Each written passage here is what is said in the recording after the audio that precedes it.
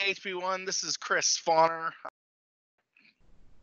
going to talk to you guys about literally, you know, if you're going to sell slump, how to get out, right? It's Roy, right? Rest of year. So, you might be going, man, what's going on? Why can't I get these sales? How can I get to the next level? What can I do?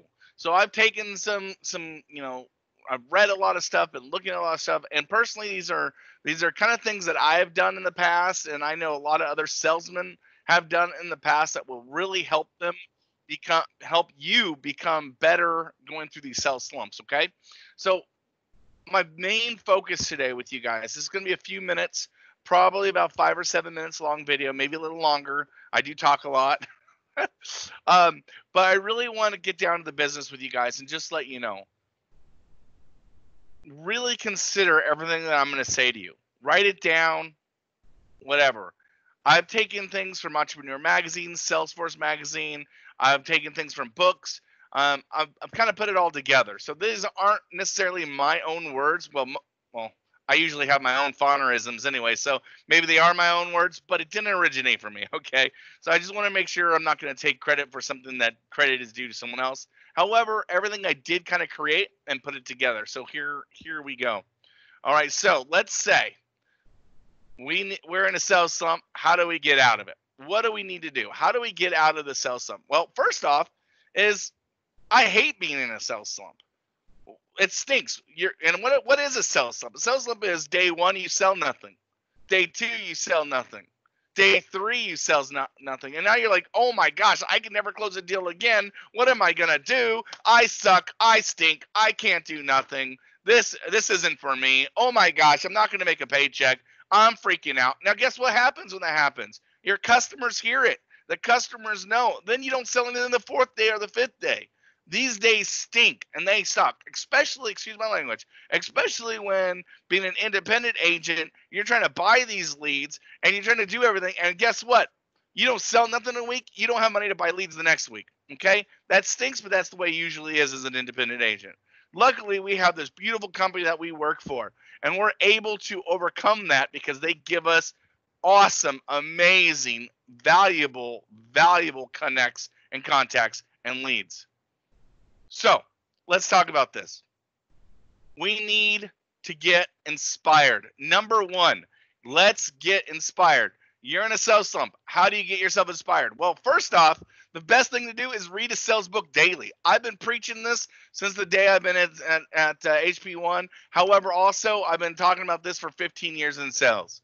Read a sales book every day, 15 minutes a day, and it will give you the ability to stay out of those sales slumps. The good news is it also helps you, all right, motivates you, kind of gets you going.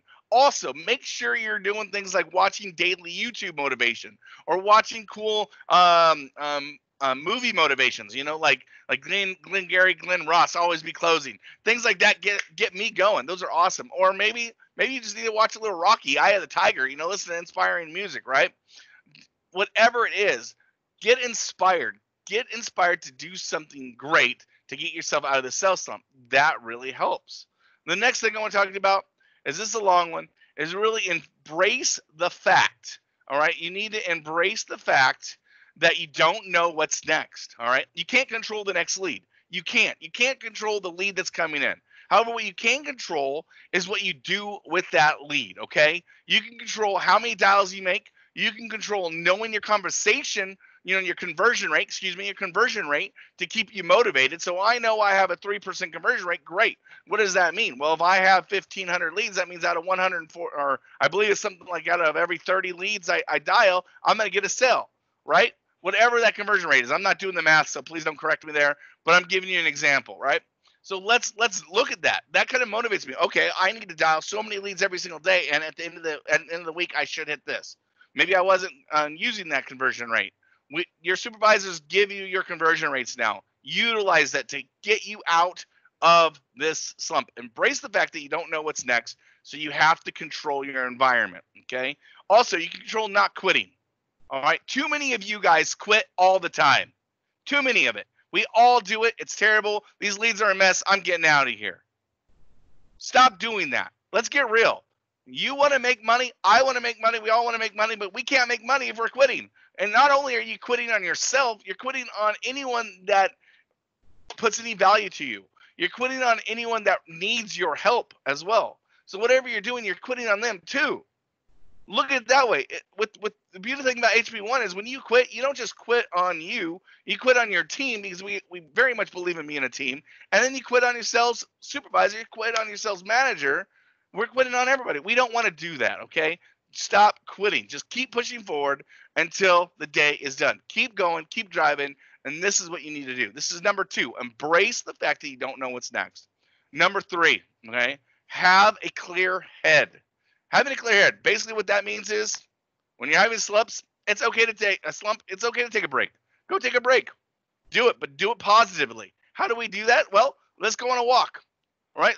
You know, at the office, I see people walking all the time because they need to take that break. Great things. Those are awesome. How about when we're home? We're not doing that because we don't have the interactive with what's going on with the coronavirus right now, right?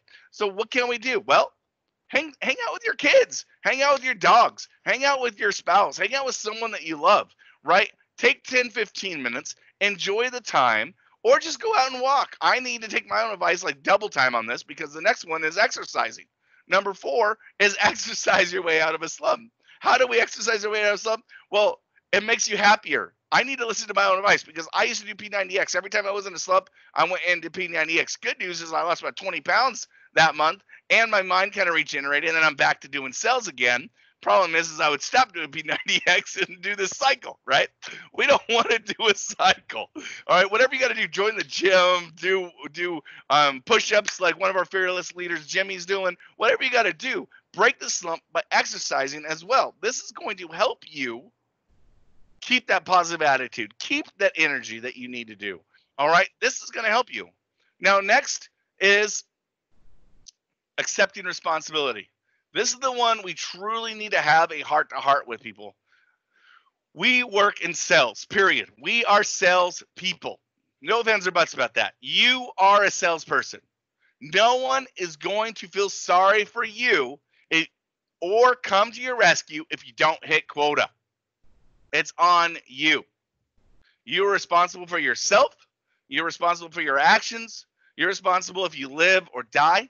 The insurance industry is all based on your performance, no matter what the outside factors play into it.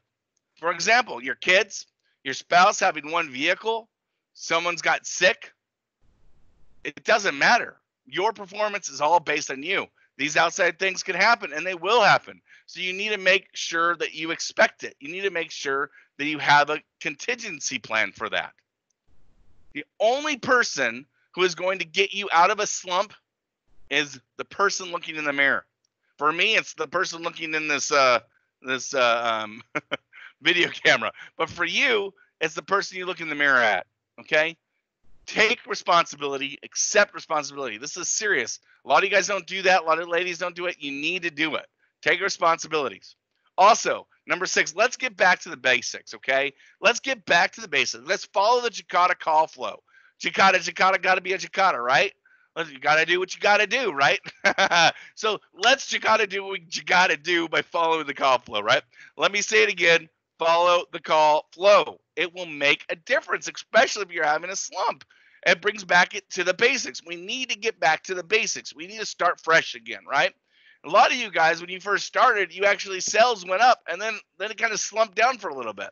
You know, some of you guys took a while, then you realize what you need to do, and your sales went up, and then go fluctuate, right? Well, fluctuation's bad. In sales, we don't want fluctuations. That means you're not consistent, right? So we need to make you consistent. How do we do that? We start that by putting you on the Jakarta script or putting you on a call flow, especially the Jakarta, got to do what you gotta, call flow. It's going to help us as supervisors get you to where you need to be so I can coach you or they can coach you properly and say, okay. Now, I know some of you guys, no, I don't need the call flow. I don't need this. Bull. Everyone needs it. Why do you think the company spends hundreds of thousands of dollars on this stuff? It's important. Think about it. Stop being just you. Take accountability. Come on, you guys. Take accountability. All right, next one. Let's lighten things up. Woohoo! That means let's have a party up in here. Oh, seriously. All right, we need to stop taking our problems and our things so serious. We just need to get things rolling. Just calm down, take a deep breath. Basically, there's an old expression that says, laugh and the world will laugh with you, right? However, if you cry alone. Which one would you rather be?